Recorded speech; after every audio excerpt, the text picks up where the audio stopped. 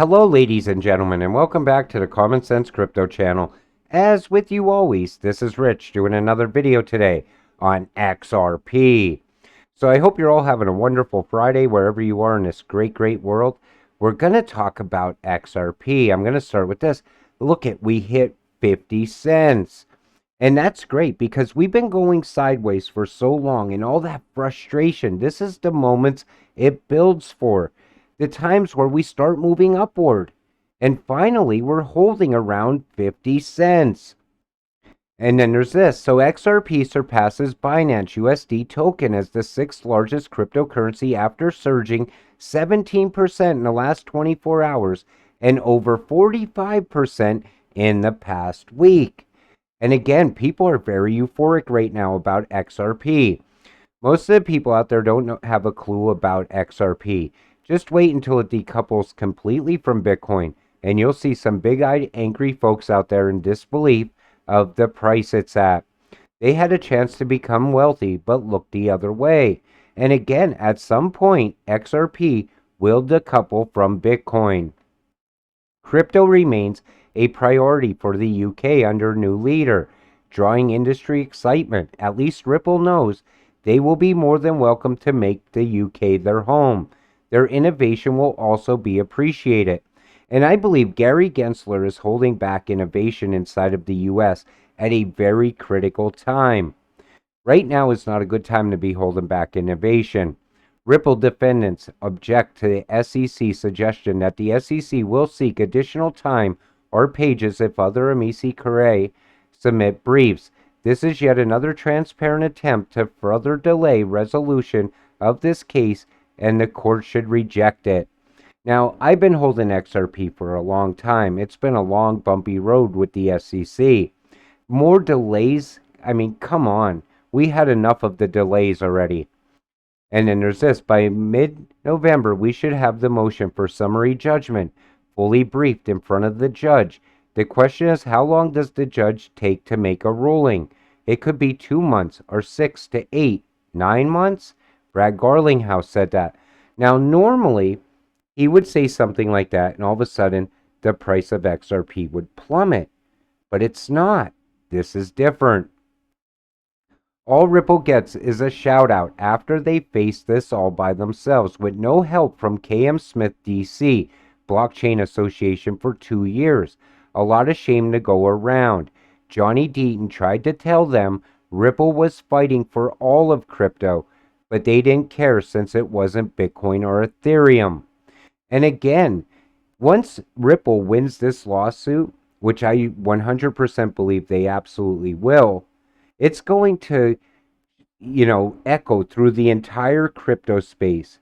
All of crypto will take off and start skyrocketing at that point. This isn't only big for XRP, it's big for all of crypto. I'm seeing a lot more support for Ripple in the SEC lawsuit from people who were haters or too chicken to say anything before. They are finally realizing the lawsuit against Ripple was an attack against the entire crypto market. You don't have to hold XRP to want Ripple to win. And that's the truth. I mean, I don't care what crypto you're holding. You should be sitting back and hoping that Ripple wins this lawsuit. The demand is outstripping our ability to serve that demand right now. We're trying to throttle growth. Brad Garlinghouse. The demand is outstripping our ability to serve that demand right now. Is he talking about on-demand liquidity? We'll have to see. Payment company Ripple is expanding the use case for its on-demand liquidity solution. So we see here, according to a press release, the company will enable its partner iRemit to improve its treasury funds flow and management. iRemit has been working with Ripple for over 3 years, using its on-demand liquidity to enable users to settle low-cost cross-border payments to the Philippines. Now, the company will use on-demand liquidity to remove friction from the process of treasury payments, much bigger payments. Maybe that's what Brad is talking about. They have to throttle back. Maybe the price of XRP isn't high enough to meet the demand. I said it before and I'm going to say it again. XRP has to be high priced for on-demand liquidity throughout the world. He stated that they're only selling XRP to on-demand liquidity partners. So if exchanges aren't receiving XRP from Ripple and Ripple is buying it back on exchanges, wouldn't this eventually cause a shortage? And again, Brad Garlinghouse said they're buying it back off of the exchanges to give to on-demand liquidity partners. So at some point, there could be a shortage of XRP. Now, a lot of people will argue that there's way too much XRP for there to ever be a shortage, but it's moving all the money. Keep that in mind. There will be no gradual increase in price. It's going to go straight towards the necessary price stability needed to support global high-value payments. Speculation is a thing of the past. Utility will change everything. And that's what we're looking at right now. With all of these ISO coins, utility is a game changer. People are starting to understand utility as far as crypto goes. The value, I am not going to pretend to know. It has to be enough to re-liquidate banks, pay all UBI fund, the space age, and collateralize world debt. Collateralize world debt. Nobody ever takes the debt into account. They know about the money from this country and that country, on-demand liquidity, how much is needed, but nobody ever accounts for debt. Have you heard anything about the new financial system? We're going to be calling it the quantum financial system. Along with the QFS, we're going to be going back on the gold standard, which XRP will be backed by gold and XLM will be backed by silver. Maybe you should do some research. Now, a lot of people argue this all the time. And I pointed out that Russia backed their own digital currency with palladium. People said they're never going to back a cryptocurrency by anything. But the IMF mentions that you have to back these stable coins with some sort of precious metal. It has to be backed by something. But here's the thing. XRP and XLM don't really need to be backed by anything for the price to go high. And people don't understand that.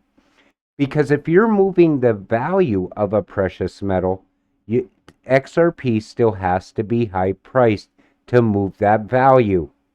That's where people seem to lose it. Even when you mention it on crypto Twitter, people say it's only going to be pegged to the dollar. It's a stable coin. That's absolute nonsense at this point because we're way past that now. Think about it. Okay, so Russia backed their digital currency by palladium. In order for XRP to move the value of palladium, the price has to increase. And that goes with the gold standard, which I do believe we're entering back into. So yeah, and you said that XRP won't be backed by gold, and yet you're over here acting like you are for it. Dude said the IMF meeting with Brad Garlinghouse was speculation. It's funny when you see somebody say that. You'll say to them, here's Brad Garlinghouse with Christine Lagarde. Somebody actually, after that video I did a while back, where I showed Brad sitting with Christine Lagarde, they messaged me on Twitter and actually said that I superimposed that picture. I mean, are you ridiculous at this point or what? But again, now they're saying that Brad meeting with the IMF is speculation also. People will argue when it comes to XRP one way or another. Keep that in mind. So the SEC points out that there wasn't real use case for XRP by Ripple until 2018 with on-demand liquidity. Ripple chose, quite arguably, the most difficult industry to disrupt, the half-century-old cartel banking system, a system built on fees generated from friction. Jamie Dimon ain't happy. Maybe that's why he called all of crypto a Ponzi scheme, except the JP Morgan coin, of course.